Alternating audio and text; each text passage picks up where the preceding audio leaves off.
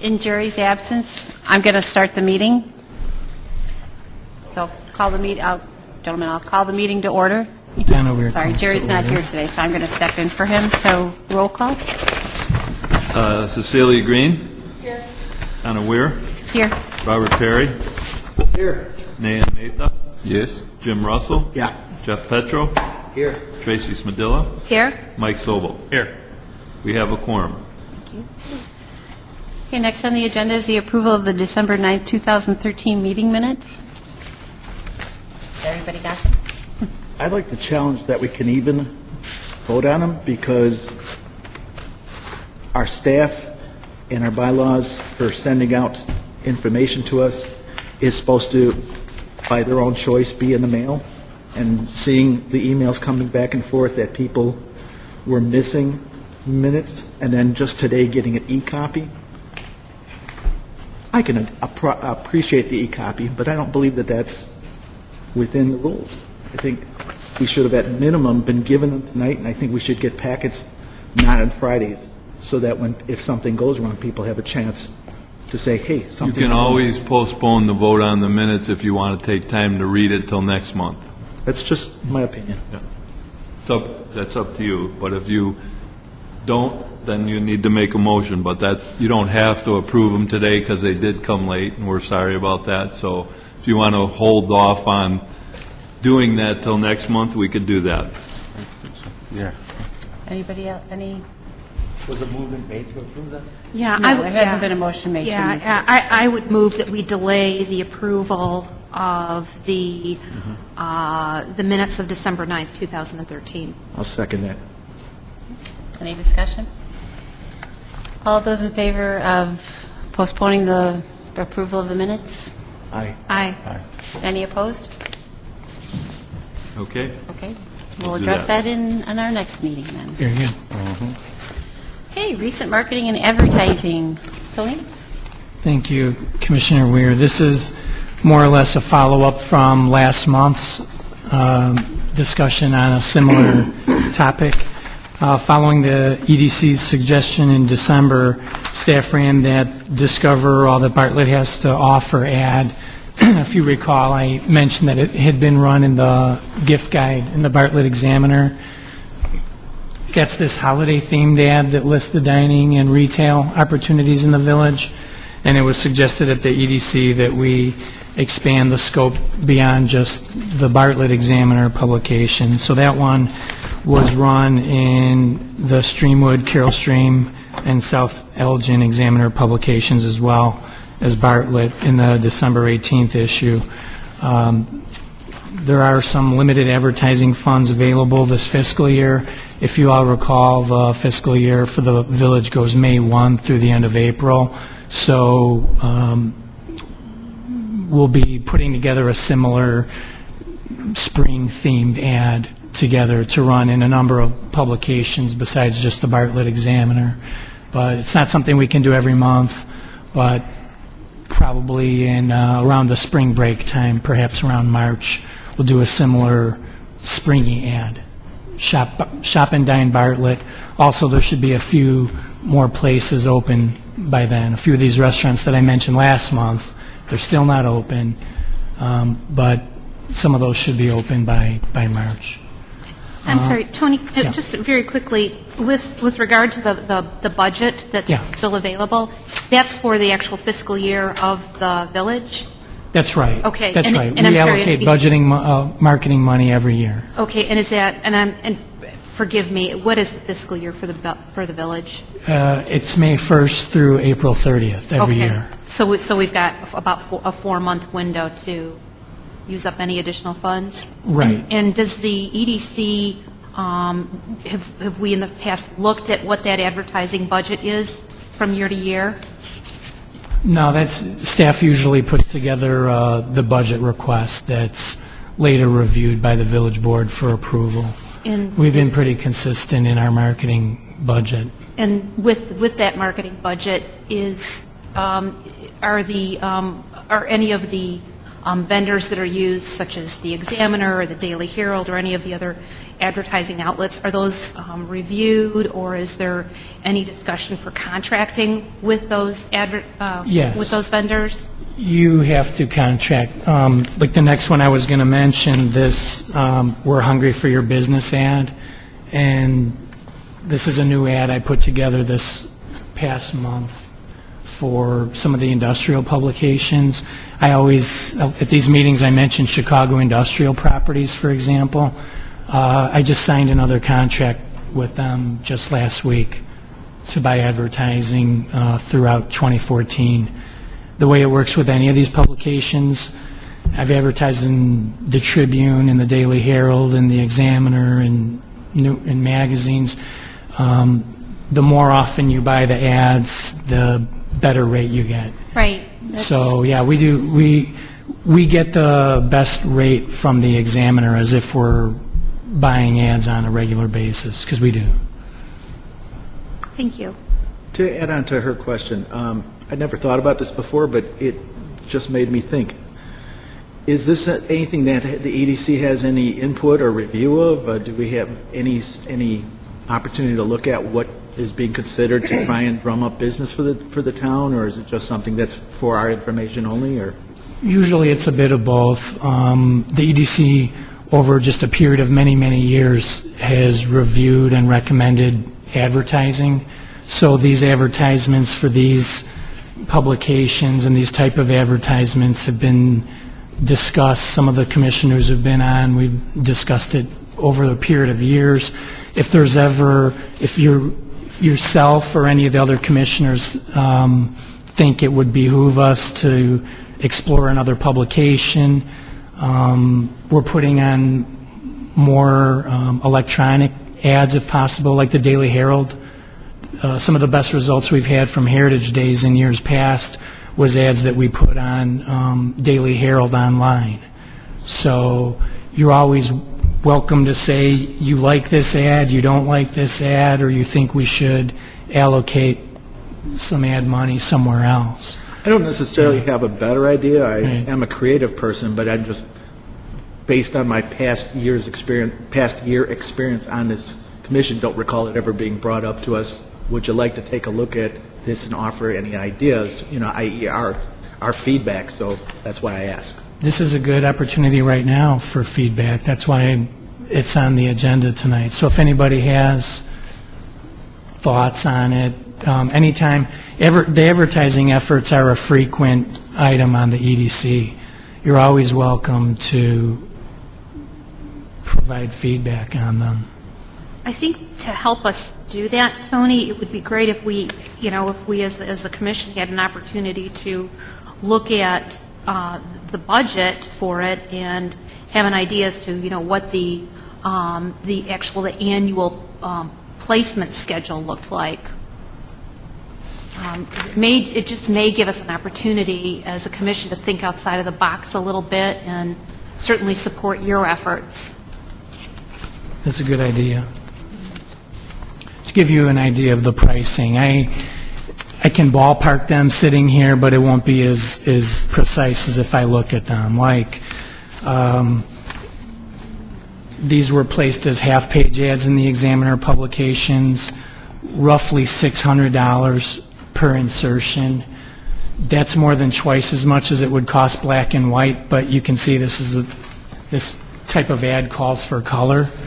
So the industrial publications, I can tell you it's $625 per ad for Chicago industrial properties, 6 times per year. That's probably some of the best bang for your buck for industrial advertising.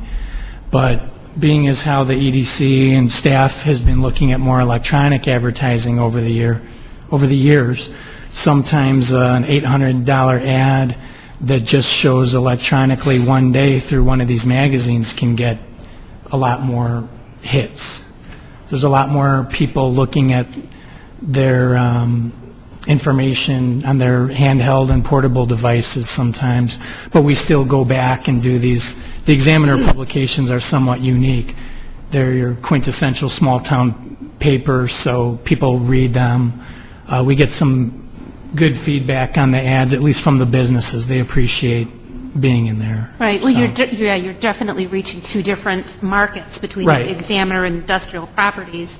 But with that very beautiful four-color industrial properties ad, is that something that may be beneficial to post to the website so that, I know we talked a little bit at the last meeting about our industrial properties or information about our industrial properties being available to, potential clients or customers, whatever we would call them, if they would, I think if we just had something like the ad on the website, I think it would attract their attention, and then from there we could maybe it would direct them to the actual availability of property. So That's a just good way to thought. do it. Yeah, the Brewster, well, I mentioned it last month, all the ED economic development pages are due, I update them annually and haven't really had the time to do it because of some of the stuff later in the packet, but that's something definitely in the works. I think Especially the Brewster Creek page gets a lot of hits. And I think it speaks Yeah. really well to continuity and, just trying to, drive the message home over and over again with those that would be seeking property in the village. So, thank you. Sure, thanks for the idea. I know you've brought up many times about going to trade shows. That seems to be a recurrent theme. Is that part of the same advertising budget? And I assume you hand out literature or something. Is that also periodically freshened up, for lack of a better word? Yes to both. This type of ad is something that would be given out maybe in a postcard type form, like a more solid form on the table when I'm at a trade show. The table would have a lot of literature on it, various flyers for different properties in the business park or elsewhere. So I think the answer is yes to both your questions. Jim's mentioning it. A lot of the flyers that will be handed out are provided directly from the brokers. I've worked long enough with the brokers in Bartlett that they all will provide that information rather quickly and on a regular basis, which is very helpful. So yes to both. It's part of the ongoing trade show budget. And just to clarify, Brewster Creek Business Park has its own budget, a TIF budget for the marketing materials. So the rest of the marketing money, this holiday ad was paid for out of the general marketing fund with the village, and then the Brewster Creek ad comes directly from the Brewster Creek TIF district marketing fund.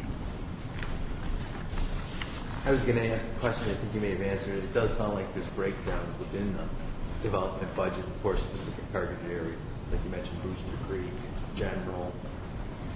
Right. Is that accurate? That's accurate. One of the TIF eligible expenses, tax increment financing districts are regulated by hundreds of pages of state law, but one of the eligible costs and expenditures is marketing of that TIF district. So later on the next item, when we're talking about marketing the downtown area specifically, we can't take TIF money from Brewster Creek Business Park to market the downtown area. You Right. just simply can't do that. So when you're asking about the marketing budget, that would cover the whole rest of the town with the exception of the one TIF district that has money in it, which is Brewster Creek.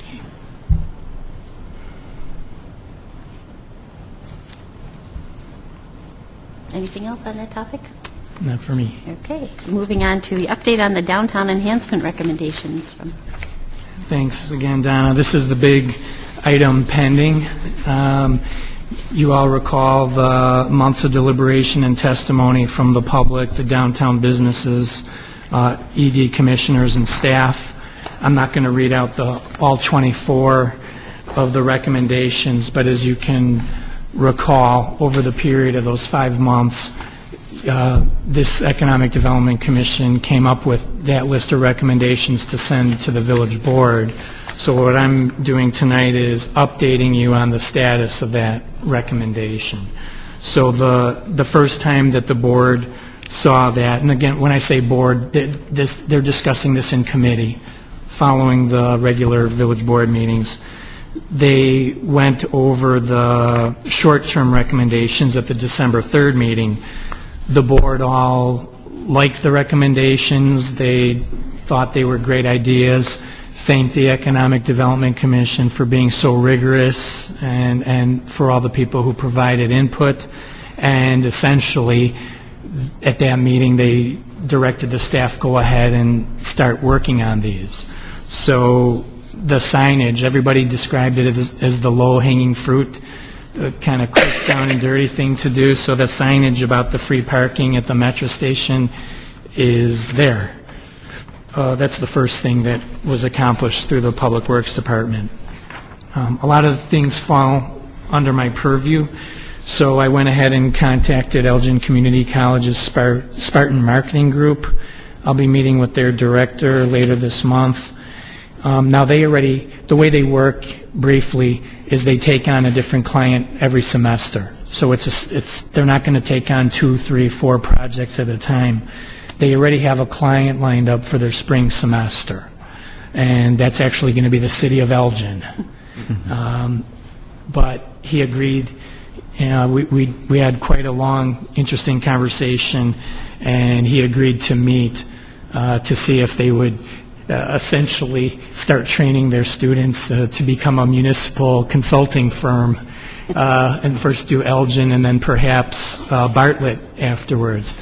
And I see you chuckling, but when I spoke with the instructor, that's what he said. He said it's real life, teaching the students to become real consultants and then marketing people. It's not just marketing, it's whatever type of project you have.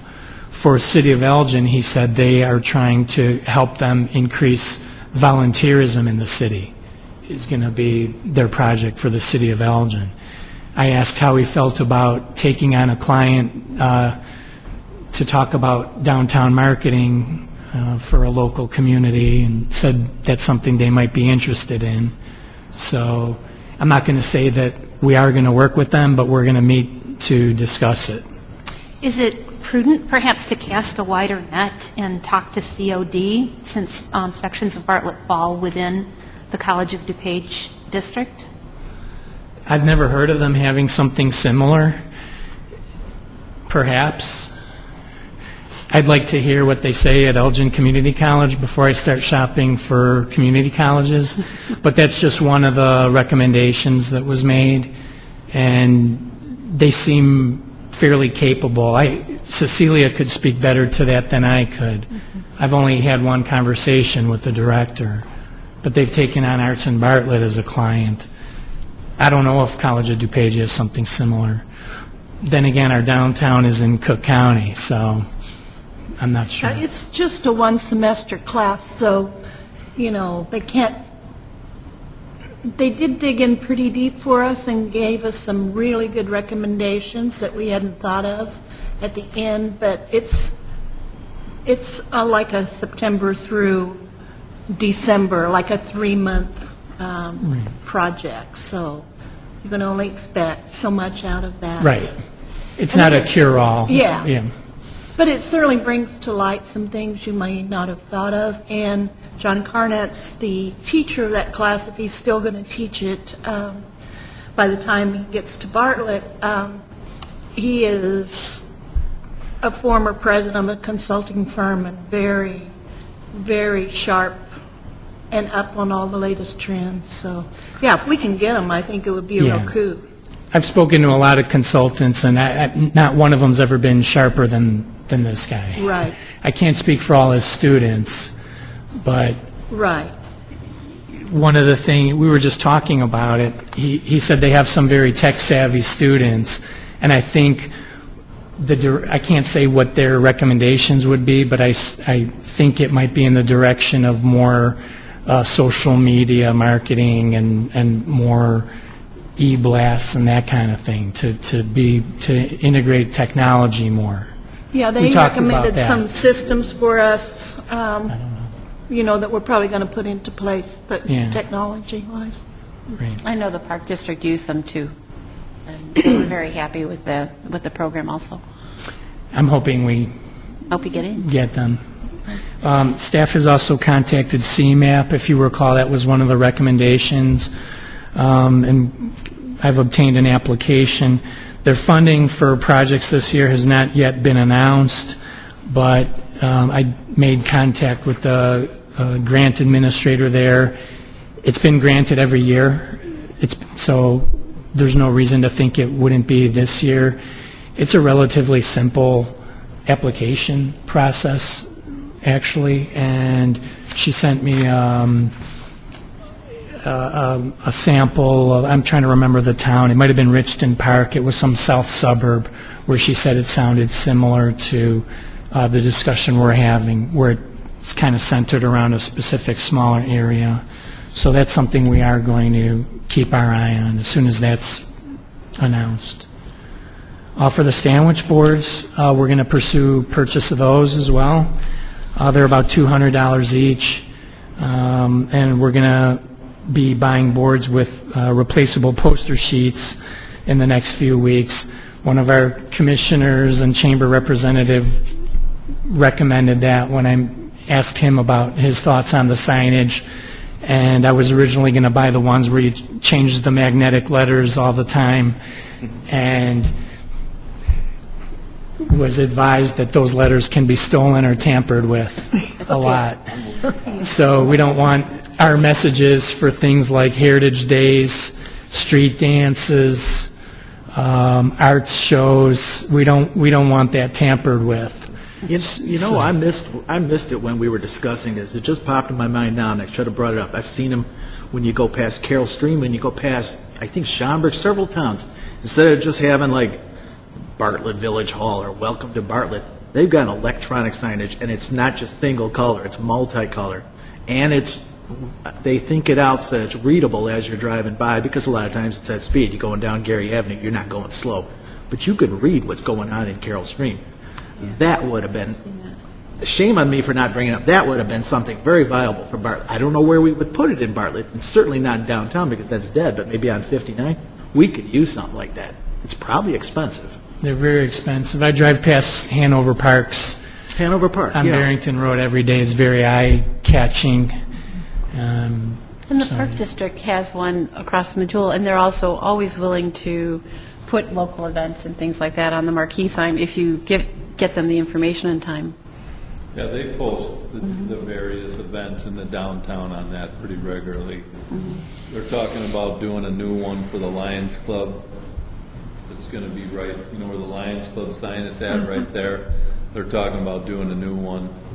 So that, and they'll probably go along the way of a changeable message center. Seems to be a very hot thing. I mean, you see it going through more and more towns. It's like, instead of having a billboard, it's just like moving fast. $40,000. Well, you know, I agree that those they're wonderful because they're easily changed, they're dynamic, but I hope there's a discussion to put something like that out on the Route 59 corridor.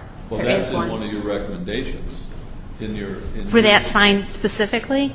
Your- A dynamic electronic sign? I don't know exactly which one. No, I don't think we put a type of the signs, but that we Number just 11. mentioned one sign. Wayfinding, attractive wayfinding sign. Yeah. That's kind of the idea that was talked about at the EDC, and it would be a similar type of sign. Issues with 59 is you have to get the state's approval, you know, so we haven't got. What there about yet. on Stearns instead of 59 then? You'd get less traffic, but then that's But there is not a the one state on- road. there is Stearns the at one on 59, Stearns. the Is there? Park Yeah. District has one. Okay, Yeah. so maybe I should shut up, and we just think about how can we possibly share and come up with some things to put on there. Well, there is the one that Bartlett Hills has on 59. Yeah. It's just, I think that what it is it's probably too small for the, for where it is, and it's set far back, so I don't think it's very well, I think it's not very visible. Not right? even very bright. Yeah. It's just, it's an older version of a marquee sign. Yeah, So it's either you could there's update that one. interest in doing one on 59, it's just we have to get through the hurdles with, with the state if we were to put one out there. So. Yeah, that's one of the more important recommendations, really, is something eye-catching for all the 46,000 people who drive up and down Route 59 every day. No, I'm certainly not trying to say, like, let's spend a bunch of money. I mean, it just was a thought. Yeah, no, we did those. do you see those historic downtown Bartlett signs around? Yes. There's Yes. like about 10 of them. Yes. That came out of the EDC about 6 years ago. And at that point, we went to the powers that be, IDOT, Cook County, DuPage, and were told, we were given the size of a sign we could do. I'm trying to remember, but I think they're 3 feet tall and 2 feet wide. When you're driving 50 miles an hour in heavy traffic, we understand it's hard to see. That was what we were given approval for at the time, just so you know.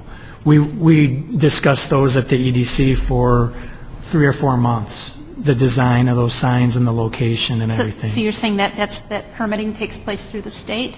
Well, the Route 59 signs, yeah, they were placed on state right-of-way. Well, I know, like, one of the things, I remember we were talking about, like, banners and stuff, which I thought was probably okay. You know, one of the prior mayor, big push, was making West Bartlett Road into this corridor, Right.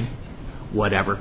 And I remember hearing about banners, and I was like, okay, I don't know how much traffic our new corridor generates, but, you know, maybe we could reappropriate the one from the golf course to sort of like point to come down our corridor, or maybe move it over, you know, a few hundred feet to be right on the corner there and say, hey, golf course this way, historic downtown Bartlett this way.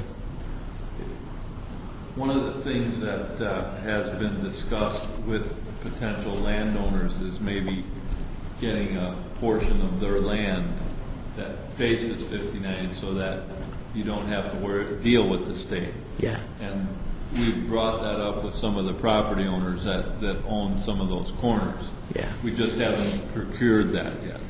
So that's a little way of that's what we did at Bartlett Hills. That piece of property there is owned by the village, and it's not in the state right-of-way. So I know the two Right. north corners are very sensitive there, where the southwest corner is all township and the southeast corner is houses. Before coming on this and before attending town hall, I was always like, why has nothing happened with the two north corners? One of our former mayors, when he used to have coffee with the people, which has now since been terminated, there was actually a presentation, and one of the things was explained, what's behind the one corner, there's actually something in there. I was like, ooh, okay. And then the other, it's apparently some contentious issue with the owners as to making it available to do something with, and they like it just the way it is. Those are prior owners. Yeah, the prior Yeah. owners of that property. The new owners are receptive to doing something when they're ready for doing development.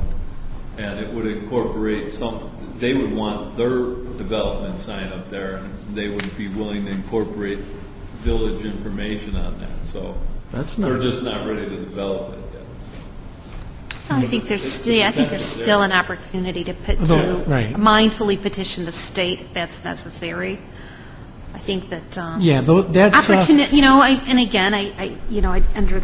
at the risk of sounding like an opportunist, I think that, going into an election season is a great time to even petition for that, because you're going to have a lot of candidates that want to be pro-business, I think especially in towns that are struggling with their economic development. Right. That kind of sign is actually moving into the next group of recommendations. That's one of the medium-term ones. The signs we were talking about that were already put up, buying the sandwich boards, those are kind of the easy signs where we don't have to go seek permission from other Right. property owners and other government entities. 6 to 24 months can be even overly optimistic sometimes when you're talking about that type of approval and that type of sign, but that is in the next group. And I think you were mentioning that it's only the short-term actions that have been, at this point, active. Right. The medium, long-term haven't yet. They're still in Right, exactly. Moving on the January 7th meeting, the village administrator, Valerie Sammons, presented, one by one, all the rest of the recommendations, all the medium term and all the long term. As you might surmise, it's a lot to digest, really too much to consider at any given time. So what us staffers were directed to do was to break them down into subgroups. The first subgroup I'm gonna turn back to the list. The first subgroup in medium-term actions is 1, 2, 10, and 11. And those were categorized as code enforcement related, which is number 1, and the other 3 signage related. And that's what we were just talking about.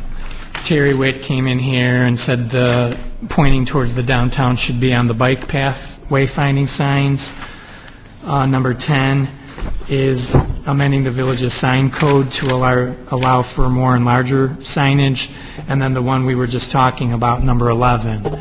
So unless things change drastically, that should be scheduled for discussion 1 week from tomorrow. That'll be the first subgroup that the committee, that the board considers. Awesome. They put items 6 and 7 together as traffic-related, and as you might imagine, there's going to be lengthy discussion and consideration on those items. They put items 4, 8, and 9 together. That addresses the streetscape along Oak Avenue. Number 8 and 9 are arts and tourism related, and they put those together as grant and capital budget intensive projects. And also item number 5, to create a new downtown tax increment financing district like we were talking about for its own marketing and for its own incentives for businesses. That's going to be discussed on its own. That's a rather large item to consider, so that one's going to stand on its own for the time being. Did you sense any receptivity or reluctance, or was there a way to read how that Wasn't went? much of a read on it, besides one of the trustees has been around for a long time, and there was a downtown TIF from 1986 that was extended for 1 year and ended at the end of 2010. So reference that there was already a downtown TIF for a long time, ended 3 years ago. So And I think some of these,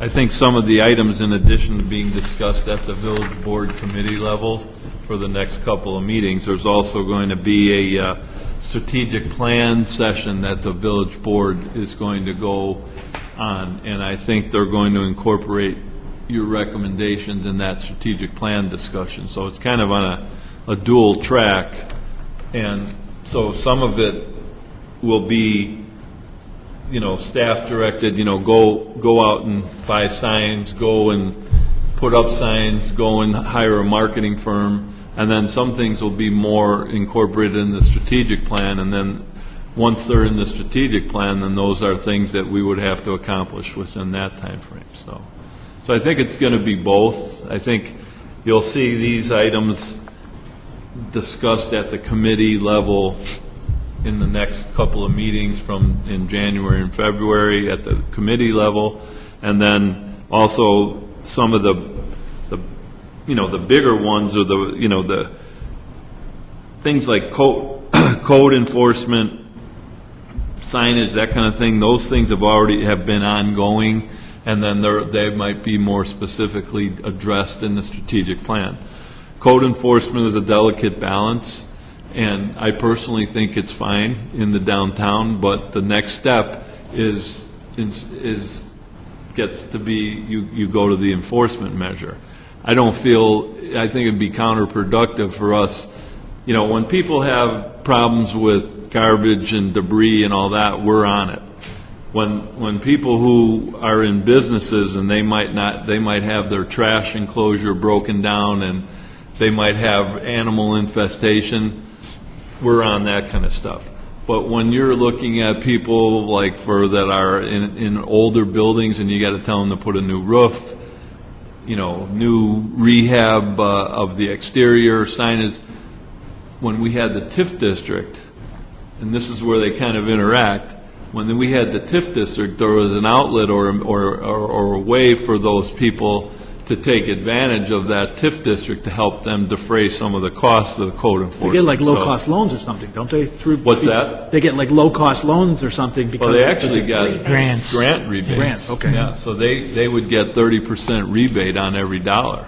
So, those kinds of things are sensitive. We can tell all the businesses throughout the whole village, you got to do A, B, and C. I mean, it's that easy to tell them to do it and to have not everybody screaming and have the repercussion. That's the delicate balance.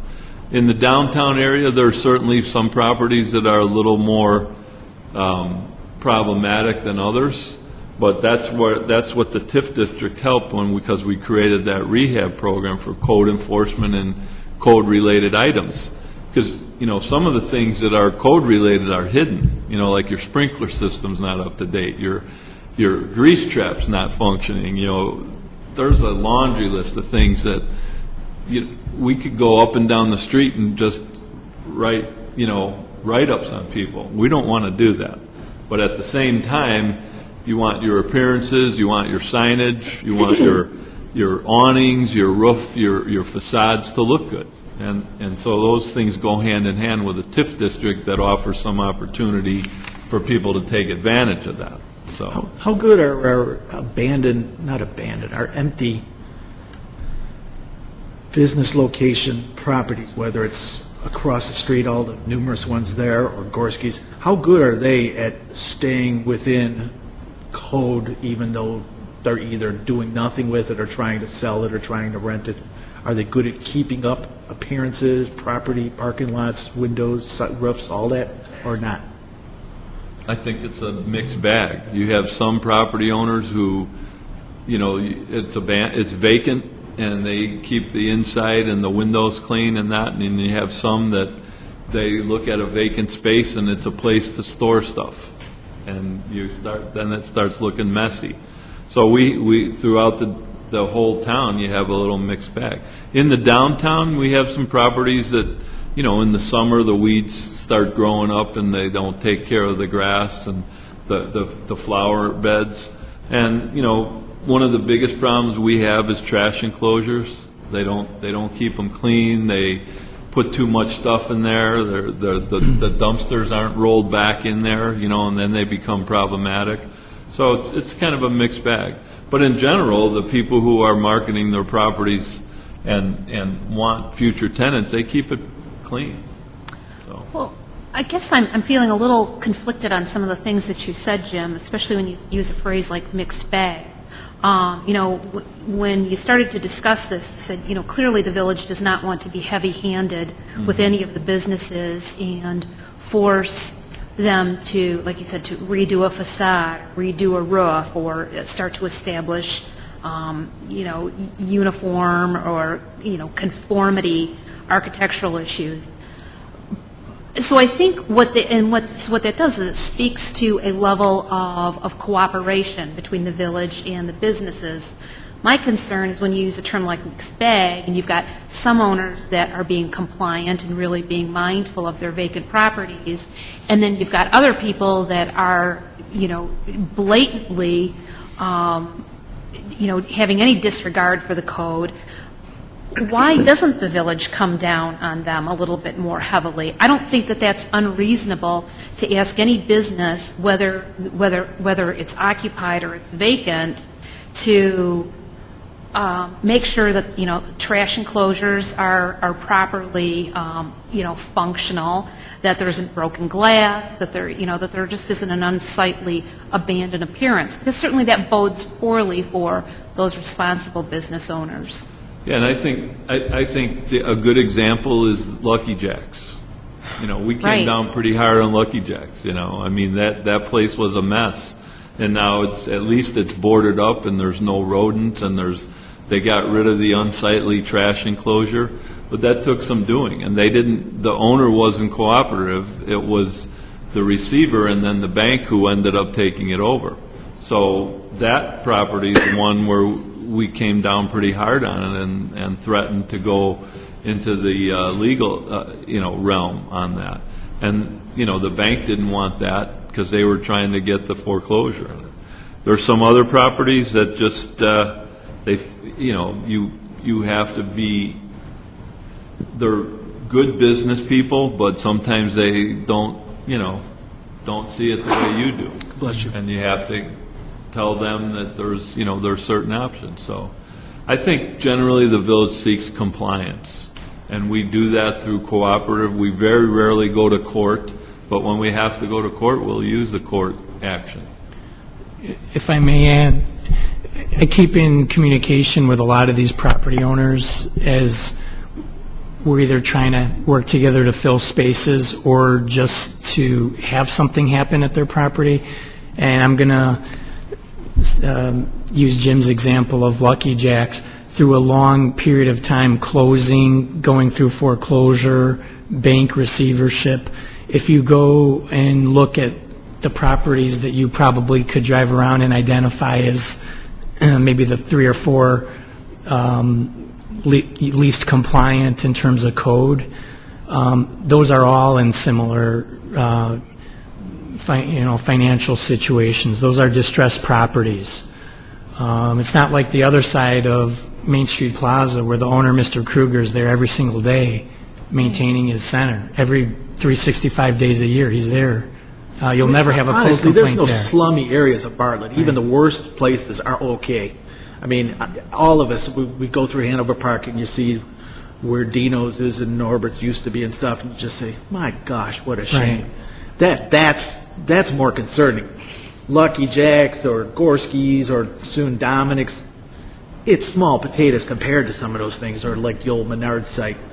But it's still important. Well, respectively, Right. Jim, everything is relative, and I could care less about what Hanover Park is doing. Oh, yeah, I agree. When I've got, leaves in my own yard to rake. Right, yeah. Oh, I'm not saying, no, just because they're more blighted, we shouldn't care. No, I mean, I see. No, I'm just trying to make the point that most of the people who actively manage their centers, and most of our property owners in town take pride in it. For many of them, it's the way they make their living is through collecting rents and having tenants. And the ones that you've seen, like the south end of Main Street Plaza right next door, where the pizza place used to be, that fell into total non-compliance with code, there's a new buyer. I've personally been working with them for close to a year. They're working at rehabbing the place completely. There'll be a new restaurant there probably within the next 2 months open, and I mean it'll look completely different than when I first toured it a year ago with them. When it probably had over 100 code violations at least. Well, and that's great, and I think those are success stories that really need to be lauded. And I would like to see us as a commission consider even, writing something that goes into the Examiner, like maybe a report every month, because I think the Examiner isn't always, I don't think they're reporting a real fair and accurate picture of the efforts that are being put forth. The Inquirer is Well, more honest. we can. I just think, you see, I see so many other articles, and that are put in by, Bartlett High School students, or, there's certainly a fairly robust editorial page. I would love for us to have a report that comes specifically from this commission, go in monthly, so that at least the residents have a pretty accurate snapshot of the strides that are, being made, and again, there's a discussion of the successes that are going on. We do. I always point out to people who call me specifically sometimes and ask me or comment on Examiner articles, and I always remind them that that's a private newspaper that we don't publish or control. But she's got a good point. But however, we could leverage it because we know it's a poison tabloid rag. But if we could get some articles saying, hey, this is what the EDC is doing, or other commissions, because people read it. They know it's biased, but they read it. They cover most of our meetings are their top story the next week. I mean, they do a lot of coverage of EDC items. We have village-controlled media, like the newsletter, like the Facebook page, the website. We always promote, that's the way we, as a village, promote our businesses. I mean, when I've sat in town halls and she's sitting back there, if I have something to say at the podium, I'll usually put it off to sometime when she's not, or at our meetings. I'm leery to speak up because you're going to get misquoted. And it always seems like it's, the person writing wasn't even really at the meeting. They don't, and you said it's a private publication. They can write what they want. They don't have to write facts, which is unfortunate. I They think might, an yeah. occasional editorial would be Yeah, a I think they good might even idea. support Monthly that would, because it takes somebody the would have onus to off read of it, them. write They it. have to have their Yeah. staff write something. They seem to do some nice stuff for the kids, and the school stuff.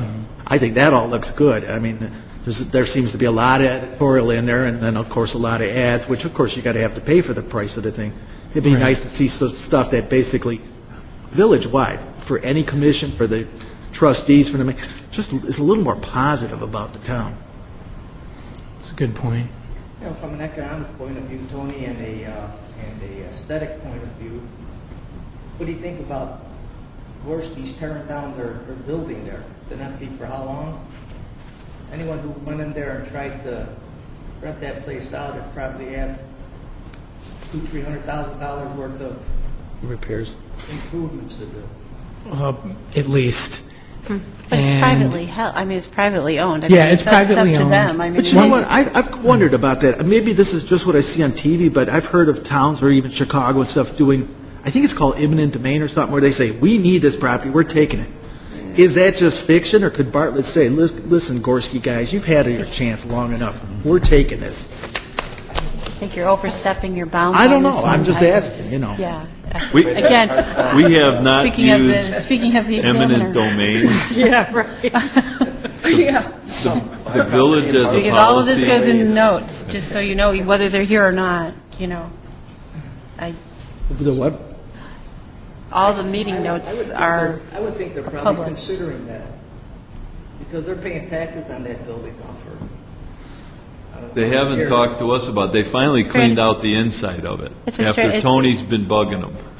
yeah, they're business owners, they're Yeah. smart, they know what they're doing, and it'd be their personal decision as to what they want to do. Well, I think they sold all the fixtures. That was an auction of the fixtures. I had a lot of calls that week of all the rumors of all the businesses that were going in there, and what they actually did was they auctioned off the fixtures. And Jim was going to say we had been urging them for quite some time to clean it up. Not in a code enforcement sense, but in the sense of cleaning the space just to make it look more attractive and less like a dilapidated grocery store. Well, you know, I mean, from an economic development standpoint, I think we all would like to see that whole plaza turned into something again. I'm old, so I remember when we used to have the balloon things going up and all the downtown stuff was held there every year. Times changed, I get that. Grocery stores the size of what Gorski's was, they don't exist anymore because they're all big. But still, that's a viable plaza. Maybe I don't understand the economics of it, but it just, I guess it's more emotional than anything else. I hate seeing it sitting empty. You know, it's like, how do they afford to keep the property? I mean, are they just independently wealthy? Are they getting some tax breaks? How are they affording to keep that place empty? So much of that. I mean, you got a post office and you got Pasta Mia and CVS. And some little whatever, nail places or daycare or something. There's not a lot of business. There's a lot more empty than there's going on. I'm like, what's the behind story? Why is that sitting open all these years? It's not for lack of trying on their part. They've had people interested in those spaces and just haven't taken them. I can tell you one thing that they're going to have probably is they're going to have a farmer's market there, in the plaza. The villages or their own? Their own. And the village probably will not do our farmer's market. They'll just let there's a private entity that does the farmer's market on 59 and Stearns. Yeah. And they've been talking to the Gorskis about doing another version of it in the downtown on a different day. Wow. So that'll probably, bring some activity into that space. Wow, It that would was be there a nice. number of years ago, but I'm only saying that because the press isn't here, but that's going to be discussed at one of the next upcoming village board meetings. And I had we've asked been Scott working and with Steve them. several times, I'm like, why don't we, moving a bit from Village Hall to in front of Tutu's, why don't we just do it there? That would be nice. Well, again, that's an entity that does it well. I think they've been very successful. Yeah. Yeah. Not just at the 59 and Stearns location, but at their South Barrington location at Yeah, the Arboretum. they're pretty savvy, and we've been dealing with Their them. marketing is excellent. Yeah, and so we're hoping it'll all work out. The sides have met, have agreed, and so it just has to go through like a formal lease kind of process and a special use process from the village. So the village, where they're typically more involved with the ones that we have had the past couple of years, they'd be kind of out of it, and it would just be more a private enterprise? It would be, that's right. Okay.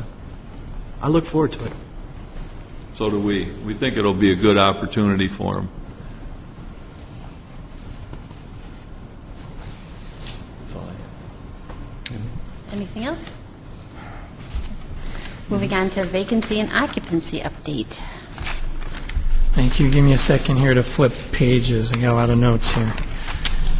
I'm going to talk quickly about a few of the occupancies, then I'm going to talk about the big vacancy, I'm going to call it. And some of the month after month here reporting on the occupancies, what's been happening, the trend is that every one of the small strip center spaces, one by one by one, has been filling in the village to the point where there might have been 30 of them vacant a year ago, and now there might be 10 of them vacant. So before, like I said, before the big vacancy, there have been a lot of little occupancies. I'm going to hit some of those. Sheep and Fiddle has sold. This is now called O'Hare's Pub. For those of you who don't get down that way, that's at 1085 Army Trail Road in Bartlett Square. I had originally worked with Sheep and Fiddle because so many people in the village wanted an Irish pub over the years, and it took years and years and years, and finally this Irish pub came in. They were there for a few years, I'm going to say about 2 to 3, maybe just 2, and they just recently sold it to some new investors came in and purchased that. So that is now called O'Hare's Pub. That will be added to the dining guide that I talked about last month, real soon after a few more places open. Driving by the Dominic's, former Dominic's site, I should say, I saw the Chase Bank. People had been wondering, we got a lot of people in the village who bank with Chase, and were wondering what was going to happen with them. And they quickly relocated to one of those small empty spaces right next door to the Dominic. So they're at 1029 Stearns. And a business that I recently worked with and is just opening this week. And I'm going to visit with them Thursday. It's Martial Arts and Extreme Training Academy. It's called BFM Martial Arts and Extreme Training. That's in an industrial unit, 1292 Humbrock Unit E. It used to be the site of Burseth Racing years ago, and it closed, and that site's finally been occupied. So now that I mentioned those three, if you flip to page 3 out of 4 of the vacancy list, and right at the top there you have the former Dominic's Finer Foods. That's been added. The reason I wanted to elaborate on that a little bit is so the people on the EDC, you could understand the dynamics of this site. It's not the same as the others where you call the landlord, you like a site, and you sign a lease if you like it. I've attached the marketing piece that Safeway has through their website. And essentially, this is a situation where Safeway is publicly traded business entity, they have a valid lease on the site, so they haven't abandoned all their Dominic sites. They've closed all their Dominic sites, obviously.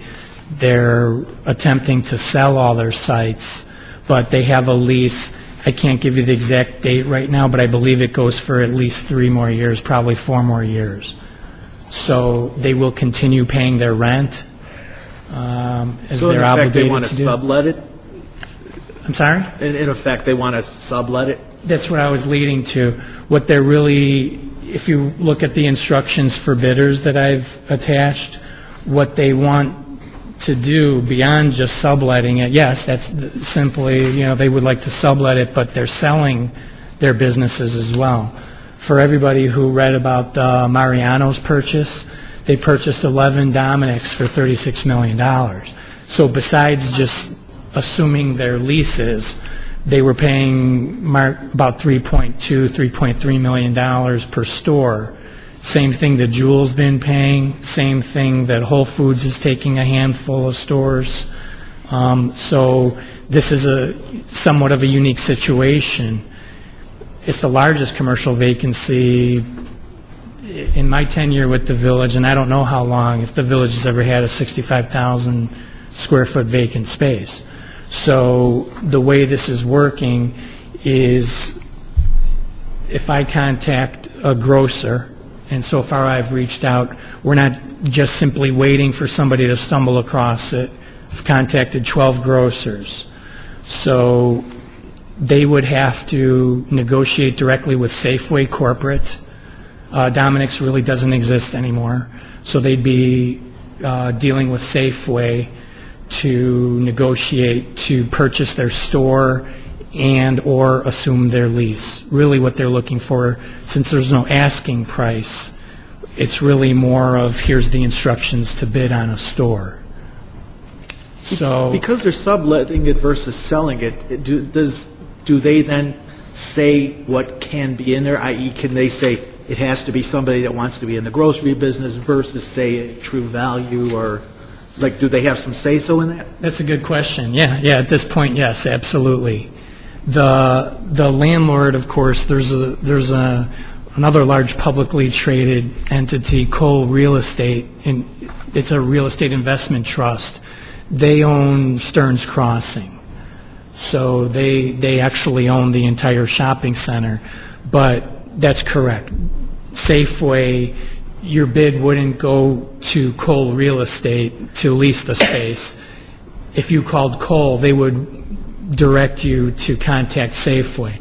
Ultimately, they'll all have to work together to make a deal happen. But the reason I put this on there, besides being a very large vacancy, first of all, to let everybody know, we've contacted so far 12 different grocers, pretty much all of them that are either in the immediate market or the ones that have been in the news as pursuing former Dominic's locations. So it's a difficult situation at best. And at this point, they would have to strike a deal directly with Safeway. They have a valid legal lease on that space. That's a significant loss. I mean, you've got sales tax loss, income tax loss, property tax, they probably still have to pay property. There's a lot of loss there. And then anytime you're going to a big grocer, usually the businesses around, that's the whole idea is, by the way, I'll go next door, get a haircut, or I'll pop in, get my nails done, or I'll go over here, get some cards. That's the big anchor. Without the big anchor, it's kind of like Gorski's Plaza. Well, I go there to go to the mailbox, that's it. Otherwise, it's in and out. Your anchors are important. That's a big loss for the village. It's a big loss. Yes to all that. It's a big anchor. It's loss of jobs. That was loss our of sales biggest single tax. retailer, wasn't it? Home Depot. Oh, yeah. But it's definitely was very high on the list. Grocery items aren't all taxable, fully taxable, but it's beyond the sales tax, the jobs. I mean, that's a key service to be available to residents as well. Everybody has to buy groceries. So that's what we're doing right now. I get suggestions all the time, and really follow through on them. And the grocers have looked at it. Some of them have already made all their choices. And like I said earlier, it's a difficult situation because the price is so high, it tends to price out the independent grocers who might like the site better, and the larger grocers, the Marianos of the world, you know, they've looked at the sites that they wanted very carefully and made their choices already, so to speak. So they would have to, like I said, strike some kind of deal with Safeway. So Do you know what it's a tough one. Do we know what the nearest, the Mariano's, do you know what Mariano's bought?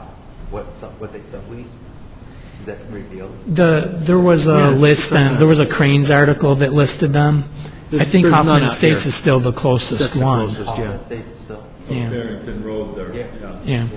Well, they just developed a brand new one in Wheaton. I mean, that was, they tore down, I think, a junior high school in order to build a new property from the ground up.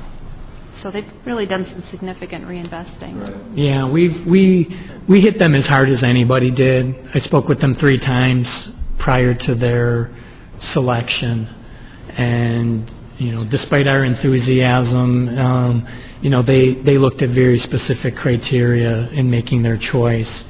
So they're not coming. So we've, you know, personally have switched, you know, strategies to start reaching out to other ones that might be more likely. And they're all the ones you could probably rattle off. You sound like the Dominic's or Safeway, it makes it price prohibitive. You said something about other ones that maybe it was out of their reach. So does that preclude like a Butera's or something, they want too much for that site? I can't speak for them, besides that I've reached out to them. Not the warmest phone call that I've ever made, but was invited to email all the information to Mr. Paul Butera. And on my second call, was invited to send it to Mr. John Butera, I think is his name, his twin brother. And they have all the information ahead in front of them. What pretty much every grocer said when I spoke with them, I think all 12 said this, that we're aware of the Dominic situation and we've already reviewed the stores. They all know that it was coming. Well, it boggles my mind. They like Butera. I mean, I'm not pro Butera, but it's just one I've thought about. They've got the existing store by the casino, and where I had to go to my doctor up off of 58, there is a sort of strip area that's sort of abandoned, and it's had a sign up there for some time saying, coming soon, a new Butera. I'm like, wow, 2 Buteras in Elgin. They are doing 2 in Elgin. Yet, for those of us that maybe want to shop there, our choice is Elgin or Roselle. And I'm like, what's wrong with Bartlett? I mean, years ago we had Gorski's, and we had, I think there was something out by Dominic's. Maybe it was only Gorski's, and then we got Jewel, and we got a bigger Jewel, and Dominic's and Gorski's. It's like we can't have gas stations, we can't have grocery stores in this town, and it blows my mind. Maybe I don't understand the dynamics. Why not? I'm not sure I can answer that sitting here. I mean, the Jewel is very successful. Anecdotally, I've heard that their sales throughout their whole chain have increased significantly just the first few weeks of Dominic's being closed. Sure. The Dominic's it's been closed for less than a month, so I can't really say why a particular grocer wouldn't jump on it right away, but it's still a very good corner. That is a very good corner, high traffic counts, lots of other businesses nearby, and that's the only shopping center in our whole village that I can think of that's owned by a national entity. That's our best corner of the town, right? Yeah. So they have the top broker in the Chicago market. C.B. Richard Ellis is their broker, and Cole Real Estate, one of the biggest property owners in the country, owns it. So they're, besides us strategizing for it, they're turning over every leaf they can as well to fill it. And the conversation that I've had most recently with them is an inquiry into whether or not they would subdivide the space. Now, at first, Dominic's really doesn't want to subdivide any of their spaces. It's like trying to rent out an apartment and somebody just wanting to rent one bedroom. They want to dispose of the whole location. But that's something that I think that eventually they're going to have to address, possibly dividing that 65,000 square feet, because there's only a very limited amount of grocers that would take that amount of space. There's maybe 4 grocers. The Mariano situation and how they actually pick the stores and the locations they want are restricted by the gross sales of the individual shopping centers. Bartlett happened to be at the low end. I don't know how much money Mariano's had to spend on acquiring all of these stores, but I think that's what they determined, that they wanted the largest grossing stores, and they just picked them out. This gross stat, I think the largest grocery store was like $32 million. I think Bartlett was at $20 million. That's exactly what I heard. Yeah. That's exactly. They didn't employ any rocket science. They tried to. The final conversation I had with them was it was their goal to obtain the 10 Dominics with the 10 highest sales. They ended up with 11 Dominics, but they weren't necessarily the 11 highest, but 11 of the 15 or so. And you're right. Bartlett sales were about $20 million a year, and some of the ones they obtained were more like 30. All the top grossing ones. Yeah. But, you know, in regard to what you said previously about just because they were less sales out here in Bartlett, that you would think that would affect the price. So they probably would have to negotiate that. I agree with that. Yeah, the 3.2 is just what's been paid, remembering that it's on a bidding basis. You know, I don't know what somebody will or won't bid on the Bartlett store. You know, this is anecdotally, so it's not for nothing, but years ago I was what was called a food broker. They don't even exist anymore, but there were a lot of food brokers. My farthest out territory was Hanover Park. The 2 biggest Dominics in their business was what's now Caputo's and what's now Menards. Those were the hottest stores in all the Dominics. The 3rd was in Forest Park. Jewel was an also-ran. It was a strong also-ran, but it was an also-ran. Dominick's was a strong player. When Jewel sold to Albertsons and Dominick's sold to Safeway, I've heard the stories ever since. I knew Dominic Potato from Dominick's. Safeway is not the same company, and those prices shot up. And even in Bartlett, that's considered a rich suburb. Jewel sells, and Dominic, that's always been a busy plaza, but people say they steer clear of it. And I think it's unfortunate because people on the western end of Bartlett, people from West Chicago, that whole strip by the church down there and whatnot, there's a lot of houses, they don't have stores, and even they'll maybe go to St. Charles or whatever to go shopping at Jewel because Dominic's was too pricey. And now it's making it hard to unload. To me, it's a heartbreaking thing to see Safeway come in and know how to run the thing better than Dominic's did, and then now say, it's not profitable for us and we're leaving. It's essentially what happened. It's a lot of anecdotal evidence, but a lot of people felt that when Safeway obtained it, that their service wasn't as good, and there were a lot of reasons Dominic's closed, but those are a few of them.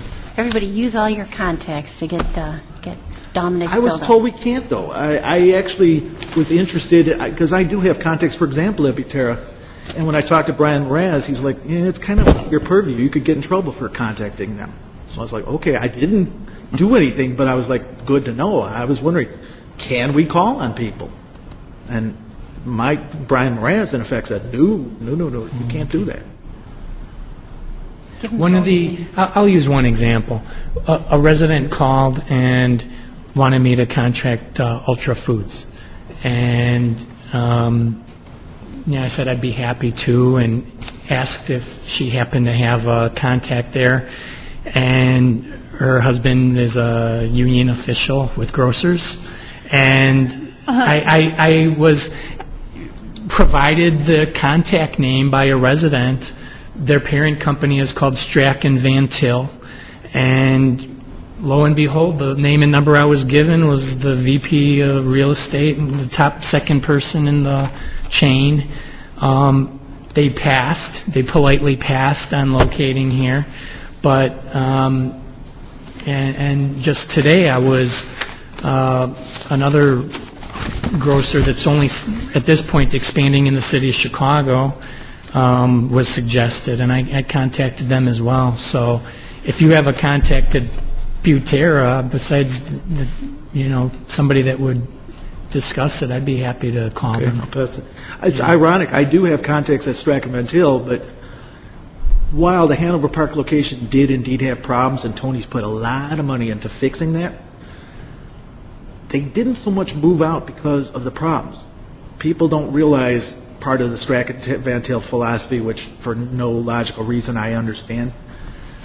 They manage out of Indiana. They don't manage locally. And basically, Winfield was as far as they wanted to come. They didn't want to come further north or further west, and Hanover Park was kind of pushing it, so Bartlett will never have a chance. They'll come as far as Roosevelt Road there and whatever that, not South Barrington Road, whatever it's called. That's as far as they'll go, and that's even pushing it for it because they manage everything out of Indiana there. I think it's Highland or something, Indiana. That's right. Because I mean I know Jeff Strack.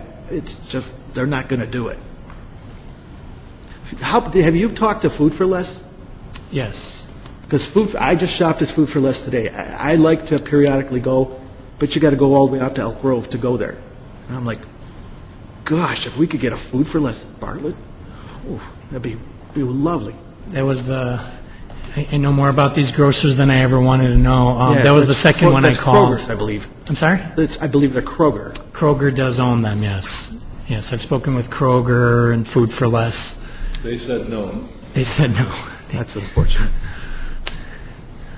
We're still going to send it out to a lot of grocers, focusing on grocers only at this point. Any other questions? Thank you. Anything else on the occupancy or anything? No. I have a question. I've talked too much. You said at the beginning a lot of these little places are filling quickly. Is that by your efforts? Is that realtors? Is that the economy? What is making these things fill so fast suddenly? All of the above. It's a lot of... I am sure. Right, Tony? What's that? Mostly your effort. I'd say about a third of each. A third through sheer effort, there's more of the smaller businesses opening than closing, I always joke around. I say in January I get a lot of calls of feelers, people who want to start a business. A lot of times they plan on doing it a certain year. So, a lot of it has to do with the economy picking up, obviously. We had an abundance town hall of these companies coming in that wanted to open little mini casinos, the fast food / and I know the board kind of decided after months of this, they finally kind of said, you know what, we don't want to be that way. What's kind of the mix of these potential businesses? A lot of those kinds? Is it restaurants? No, it's just a few of those. It's all kinds. I mean, one of them I mentioned is a karate studio. One of them is going to be a psychological counseling place. There's somebody taking over. It's not quite official yet, but the auto repair shop next to where the Mr. Car Wash is at the Home Depot. Yeah. So it's a lot of places that were simply kind of smaller vacancies that are filling. Emily's Mexican restaurant across from the Jewels, a nice little family-run business, opened about 2 months ago. It's amazing how good that Jewel's done for what basically is a park, residential, a funeral home. It's not our prime corner, and they do so good, and yet Dominic's just couldn't do it. And you're like, this isn't our prime corner, and that store did good and got bigger, and then they built townhomes behind it. Things are expanding there for no logical reason, and they're thriving. Blows my mind. Anything else? Next on the... Yes. Oh, I'm sorry. We have anything else on the agenda? That was the last item. Excellent. I just have a couple of things that I'd like to bring up as a follow-up from last month's meeting, and in referencing my notes. One of the things that we discussed was Mayor Wallace signing the village up for the Google City Challenge, and I had asked about him being propositioned with the opportunity of establishing a Saturday workshop for the businesses on how to get those websites up and running and to discuss privacy issues. Has he given any feedback on that? I haven't. I haven't heard anything. We can certainly see where he's at with that. I know he was big on doing it, signing up, and we've done that, but we'll just have to check with him again. I haven't. He kind of ended the Saturday morning, coffee, which was something that was prevalent for a while. So he might be busy on Saturdays, and that might have been why. But we can follow up with him. This is kind of, I was wondering why we're missing a topic here. Usually there's not a topic, an entry called new business. And I think, this we should have right here above adjournment, it should be new business. So Tracy can say her things and the rest of it. And I guess, and you bring up kind of an interesting point. I think that, not only should it be included, but certainly, as, for example, this particular follow-up, how soon would you like us as a commission to submit entries to you or comments to you that can be discussed in new business? How much lead time would you like? I would prefer more than 1 week from the meeting. If they're, a Monday night meeting, we strive to complete the packets Tuesday or Wednesday. I'll be working on them the Friday, Monday, Tuesday before, depending on how much is in the packet. So if you'd like to do that, I would say probably a week or so in advance. Okay. And the other question I had was, last month we discussed the still, and apparently one of the delays that they were having was because of the sign plan. Yeah. Where are they at with that process? They're coming to the village board committee next Tuesday. Okay. What's the, I guess my question is, what's the average length of time for the sign plan? A lot depends on the petitioner. Our sign plan requirement has to go to committee, plan commission, and then village board. So they took a long time before they submitted their actual plan, and when it came down to it, they're adopting the plan that the other side of the center had. So I don't know if they were paying a lot of attention to it. So they're essentially going to have a sign plan that mirrors the other side of the center, and a ground sign like that in the same colors. And they were spending more time, I think, remodeling the building. So that wasn't really the big holdup for their well, opening. Once they realized they couldn't put up the sign they wanted, it's like, oh yeah, well let's do this. And it's like, yeah, well it takes some time. So okay. But they're coming to committee. We've worked with them. So yeah, I'm just and the only reason I ask is just because I hear rumblings sometimes amongst other business owners. I just want to make sure that that's not a process that's problematic, and I would hate for that to be. The process is very easy. The problematic portion is that the sign plans have to be something that the tenants want as well as the owner.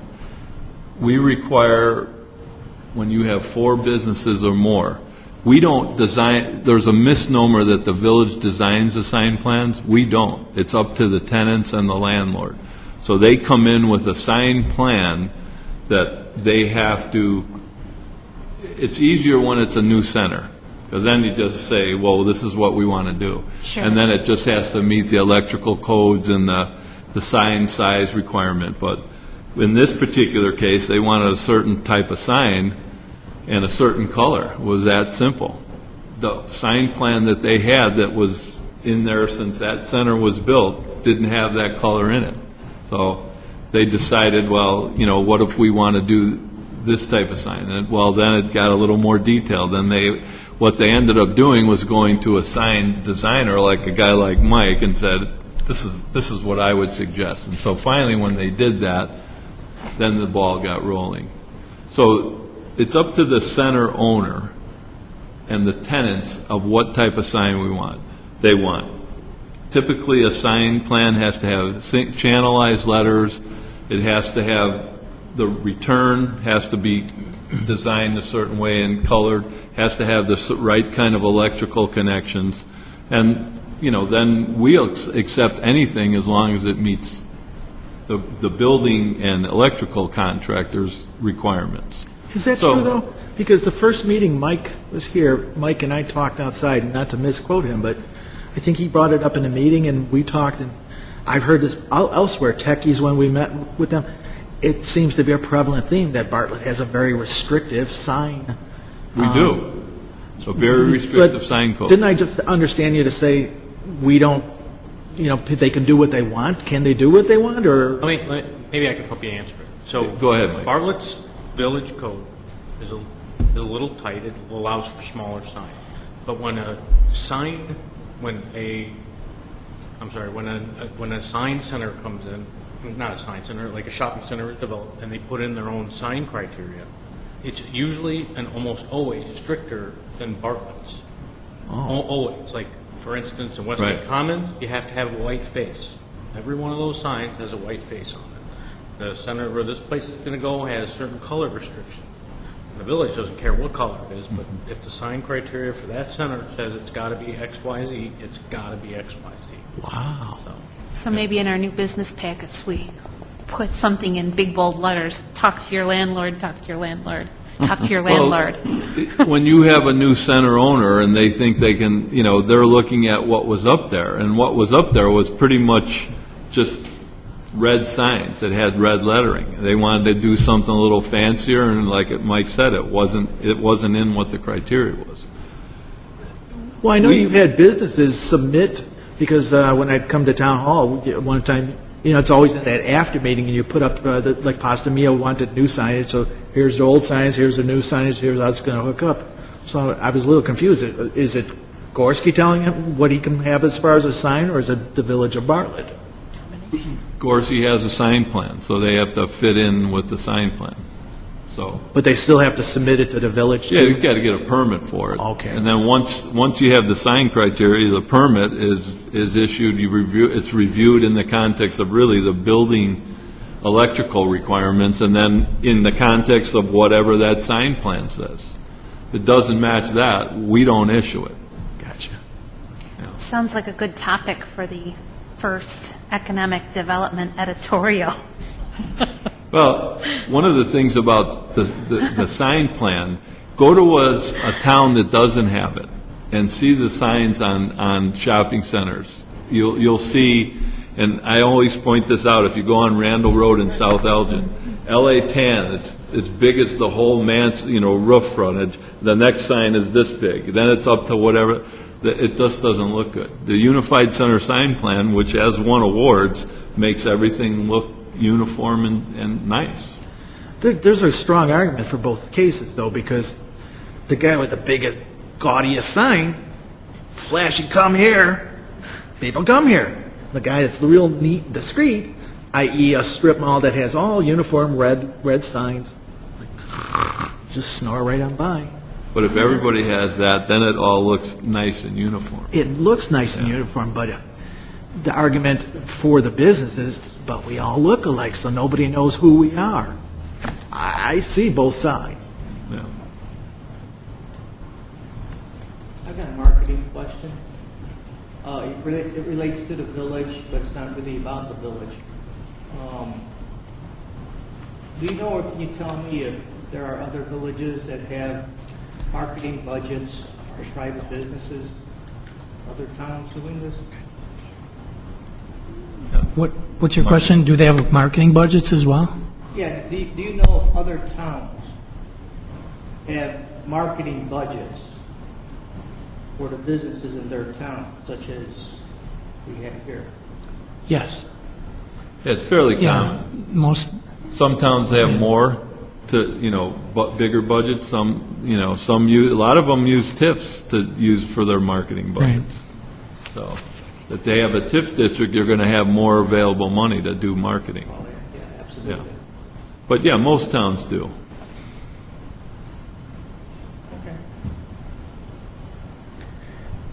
I have another question. At the last meeting, we briefly discussed an email survey that was relative to the coupon insert campaign, and Commissioner Weir had brought up that it may even be, that something like that would even be discussed at the chamber luncheon. Was that discussed? No. No?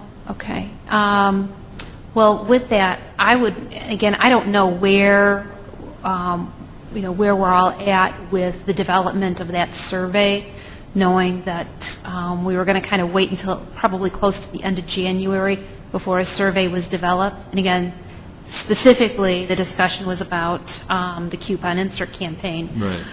I'd like to propose that we perhaps even delay that survey another month so that we can develop a more robust survey of all businesses in Bartlett, whether they're chamber members or not, including home-based businesses, to find out where they're at with their needs, and perhaps even gauge what their perceptions are of business development in Bartlett. I think that would be good, and I don't know if one has been done in the past, Donna or Mike, with the chamber, with the Chamber of Commerce. The EDC has done some surveys in the past. This goes back a few years on business perceptions and those types of things. And the chamber does do, The chamber they has have done done surveys. It's been quite a while since I've done one, but it's more about chamber services, really, Sure. more than that. I think the last survey we did was related to the Arts Center that came out of the EDC. Sure, And it okay. was geared towards, would there be support for this type of entity, that kind of thing. And you remember that, Cecilia? Yeah, that was back, I think, when Mayor Melchert was still Yeah, there. we hired a consulting firm, they developed a survey, and then it was a little more broad-based than just would we support an art center. They surveyed the types of businesses that are compatible with it, what would be good for the community. But the village does periodically do those, so. Commissioner Weir and Commissioner Sobel, do you think that that's something that the chamber might entertain in doing a cooperative survey with the village? We would only be able to survey our own members. No, my point is developing the survey with the village, not, I'm going to caution you, not from the chamber perspective, but from the master's perspective. Writing a survey of that kind of scope really requires someone that knows how to write a survey. So that there's no bias in the question, so the question is worded properly. I understand. Major undertaking, and if you're going to do something like that, you need to hire someone to do it. The last time we did it, we hired a consultant firm to do it, so. Is it possible to dust off the old surveys and just simply update them? I can't believe that there's going to be any more We can look and see what we had. The last one was really related to compelling arts. questions, Yeah. new compelling questions. We can go back and look. They've done surveys in the Bartlett too, and that's what one of the mechanisms the villages use too. Well, her point's good. Like when we were talking about redoing the downtown, and it was only by the good fortune that Joan Pleiss was in there and said, "Oh, they had all these plans," and then all of a sudden we got the plans finally. And it's like, don't reinvent the wheel. So, yeah, times change, business needs change, technology has changed, but still, I've written surveys for business many times. I mean, yes, you have to be politically correct and whatnot, but if there's been something done before, maybe pulling that out and just updating. I don't think we need to reinvent the wheel, and I think that, it's not like we have that many businesses in Bartlett, but it's something that we could do, I think, economically via, a tool like SurveyMonkey, where I think we can actually, use as many as 500 contacts for free in that survey. Yeah, and the fact that we I can do fill it those out all the electronically time. now. Yeah. We can look in to see what we had in the past. It's been a while since the last one that we did from the EDC, but we can check back in the archives. I think that there's Chiseled on stone tablets back then? It had to be done. There was no electronic surveying, that's for sure. think there's different types of surveys that we could do, too. One of which would be to survey a new business after they've, like after they've opened Right. their doors. What was their process like? It's a customer service survey. Most business, a lot of business, you buy a new car, they send you a survey. How was your experience, kind of a thing, and finding out through that way, what their experience was. Well, going through the channel. Yeah, and I think it's beyond the data that you collect. It's the fact that, you're continuing to develop an interdependent relationship with each of those businesses, that, the village cares, that, you've opened your doors in town, and that the village is interested in seeing you succeed, so. Maybe both, because her point is strong, but that data collected, turn it into something useful. Well, 90% of the people that move into town, they say we had this problem, and while the rest say this was all smooth, so that these are our obstacles, these are our strengths. What can we do to make new businesses come into the town easier so we become the more viable candidate versus town XYZ? Yeah, I think it speaks to our attractiveness. We'll definitely look into that. Great. That's a good point. Okay, a couple more things. When I first joined when I first came onto the EDC Commission last spring, one of the features that I found to be pretty interesting that the EDC extended to its local businesses was EDC business visits with staff. And I am not aware that there's a schedule that's been established for those visits. It's certainly something that I personally would love to do. And again, you tell me, Tony. I think you're the one that actually sets them up, and I don't know what other members have gone on those visits with you, but without information, I have no idea where we stand on that. But I think it's a great service that we could extend to our business owners, again, under the heading of fostering that interdependent relationship and, extending that level of care for our businesses. So again, I don't know if there's a schedule. If there is, I'd like to be considered for those visits in the future. Sure. To add on to that, because that's one of my 17 points that'll further make these people mad at me. When I came on and I heard that the prior year to me being a commissioner, that we go and visit a lot of businesses. So I heard Donna went to Auto Truck Group. Well, I'm a car guy. I was like, boy, that's cool. I said, I want to go to these things, but I got nothing but time.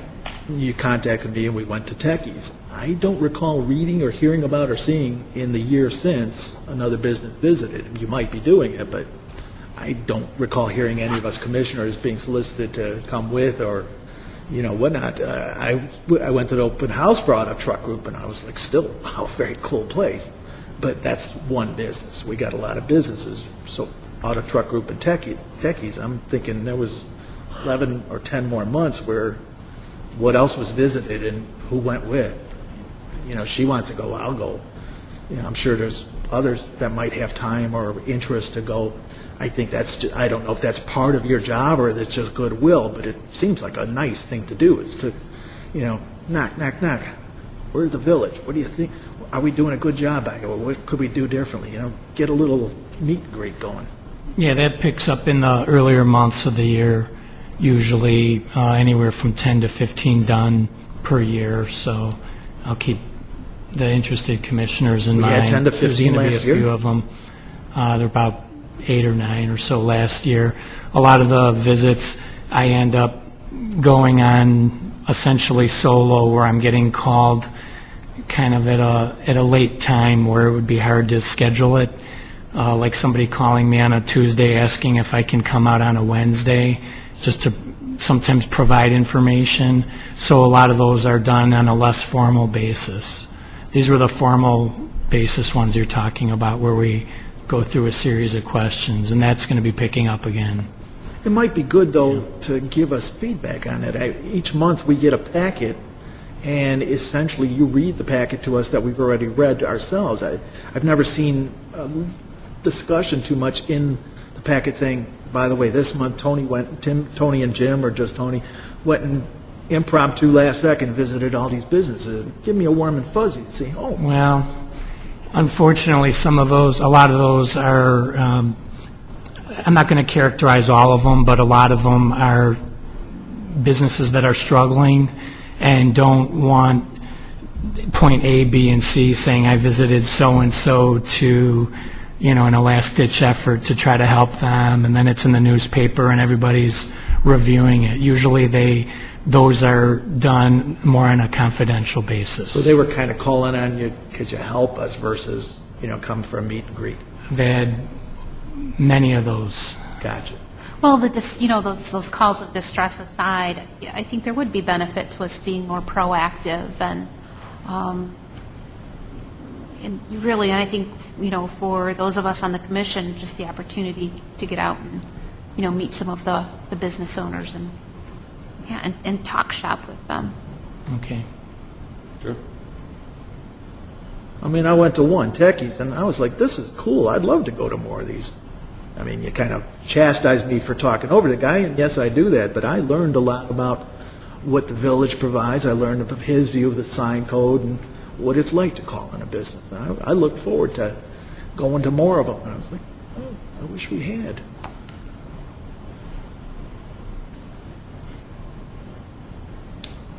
Anything else?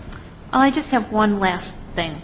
And, just based on what Jim and Tony had shared with us tonight about the recommendations that we'd made, those coming up in subsequent village board meetings Yes. through January and February, I'd like to propose that, we as a commission, each of us perhaps take responsibility for attending, one or two of those meetings, either individually or we go as a team, just to be the eyes and the ears of, what's discussed at the village board meeting, and certainly even support staff as those are presented as well.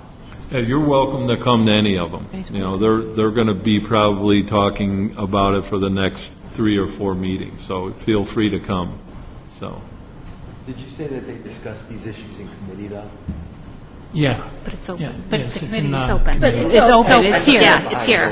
No, it's here. It's here. Yeah, no, they do it right in the open. It's done at a committee. A village board committee meeting Yeah. following their regular board meeting. Yeah, both times they discussed, Tony sent out an email inviting us all to come, Right, I got the one for last week. and then the one before There was that. one before I that, didn't too. see that. Yeah. And so I went to both of them. Yeah. I went to one.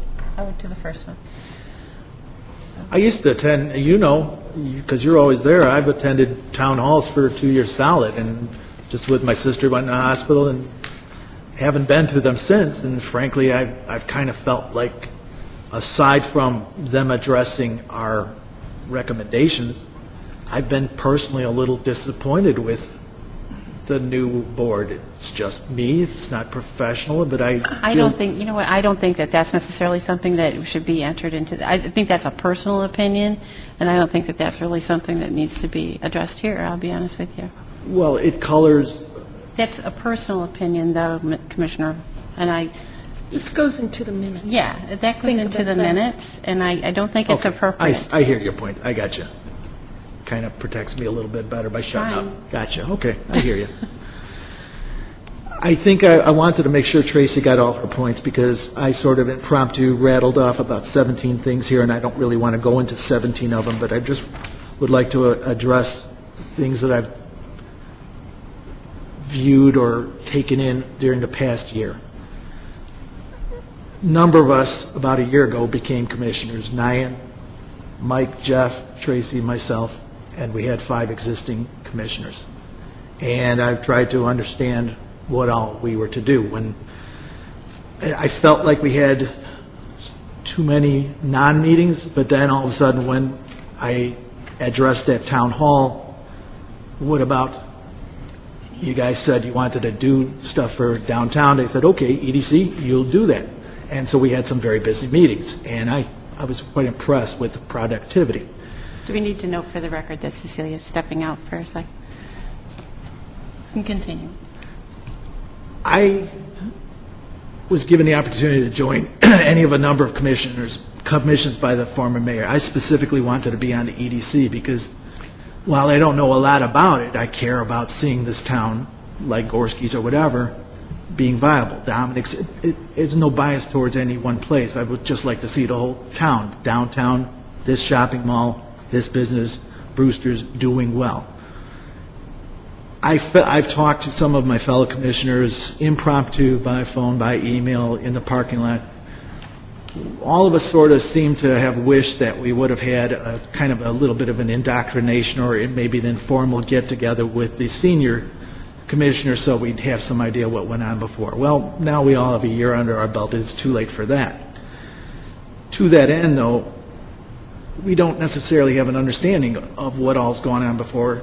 Like when we did the downtown thing, we thankfully avoided reinventing the wheel because it was brought up. There was all these previous packages, and ultimately we came out with a lot of good points.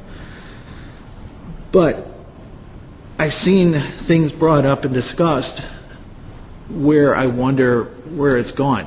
An example is we have a TIF district on 20 and 59. Aside from knowing it's there, I've never heard it brought up in any meeting since. I wondered how our absent chairman, very fine gentleman, how did he become chairman? When is there an election? Is it every couple of years? I'd like to see somebody rotate through and, have a chance to do it.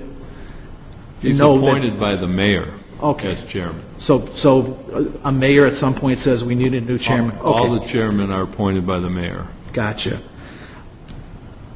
Tracy brought up about the visiting businesses. To that end, I've heard not constantly, every few meetings, Tony attends a lot of trade shows. What I haven't heard, and maybe it's because I haven't listened or I thought I had, I've always wondered what new business has come from all these trade shows. I've always kind of wondered, can you point to this business or this group of businesses that showed interest, because I don't entirely know what you guys do, and I've always kind of wondered, but I hear trade shows. I'm like, well, what are the trade shows getting for us? I know that when I went to the Auto Truck Group open house, I was really impressed by one person there, and that was that guy from Shop DuPage. So dynamic was he that he didn't even need the microphone, and I thought, why aren't we with the EDC working with him? Maybe there's a reason we're not supposed to, but I kind of think he's so dynamic and pro DuPage and a big part of Bartlett. I'm in Cook County, but I recognize a big part of Bartlett is DuPage. Wouldn't this man be a marvelous advocate for the EDC? The packets, when the new trustees took office, one of them asked about getting them early, and so I went up to the podium and I said, what about other commissions? Could we get them earlier? I can read fast and get through it on Friday, and that's fine. But like when we had a little accident this time, if we got them like was promised by our village administrator, she said, yes, you'll get them on Wednesday. If we were to get them on Wednesday, we could have called or emailed and said, oops, our minutes from last month were messed up, and by the end of the week we would have new minutes. We wouldn't have to postpone the minutes to next month. I agree about visiting businesses, and I think that any of us that are interested, we should get the opportunity because I think it's just goodwill. Again, it's just an opinion. Maybe I'm uninformed.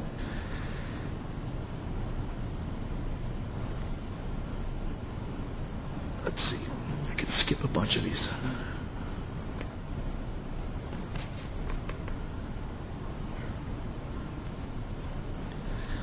I think in summary, I've talked to other EDC commissioners in other towns, and I've talked to other EDC coordinators, and I realize every town is different, and they have different needs, different locations and proximities to where they are, and there's a lot that goes into what they do versus what we in Bartlett could do. I think all these people are fine people and present a great view of opinions, whether Cecilia with arts, Donna with her perspective in the chamber and the bank, Nyan from his church, Bob, Jerry, Tracy, all of us. We all have good input. Sometimes we frustrate each other, like myself talking too much, but I think we all value each other's input. I personally would like to ask that we have more idea of what's going on that you get do day to day, if maybe just one meeting, just to know, what does the EDC coordinator do for us so that I can understand better how we can help you to make our town better? I don't want to second guess or doubt or anything, but I wonder what exactly we're not doing or that we could do, or what you're doing that we don't understand. There's bylaws. We'll send you the bylaws. That's what the EDC Commission's supposed to do. You're appointed by the mayor, you serve the term. When the board gives you a direction to do something, which they've done, you do it. We go through all the meeting minutes, we go through we got the minutes to you late, we go through the different things that Tony does, we do the business visits, we do a lot of different things. It's all in the strategic plan. That's what you do. There's no indoctrination for any of the commissions. You come, you learn, you sit, you listen, you learn. That's what the board does.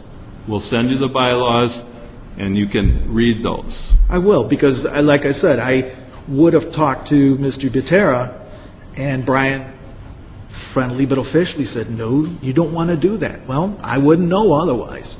I got into trouble for emailing my fellow commissioners. Well, nope, you're not supposed to. And yet some do and some don't. So it's like now, anything comes to me, I will not reply to anything, because I don't want somebody saying, you're not supposed to email your fellow commissioners. I'd like to know what all the rules are. That would be a violation of the Open Meetings Act. That's it. I'm sorry for protracting this. I just wanted to get a few things off my chest. If I can address, I think what your bottom line, what you're saying, Jim, is that you feel that you should be doing more Yeah, probably. than what we're doing. And Maybe I just don't know. Yeah. You know, when I first got on too, I thought there was similar feeling as far as what you're having, as far as how we can influence the village more because we're on a commission. Yeah. But as you go to these meetings and you start to understand that the commission was started for a specific reason. And basically, you get your direction from the village, and the village usually directs us on what they think we should be working on. By the village, you mean like the mayor and the trustees that... The village board. Gotcha. And Tony and Jim there, if the village board is not directing us, then we get direction from Tony and Jim as far as what they think that we should be directing our energy store. Of course, there's freedom to bring up whatever you think should be brought up. But we sort of have to live within our boundaries that were put in here.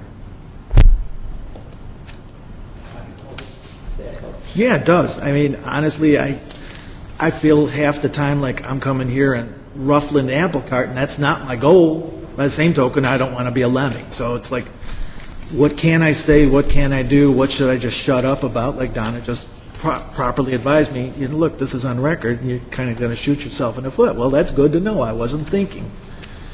I don't want to tell anybody what to do, but I don't want to just sit and listen and not provide input, because I think that's what we're all here for, provide input.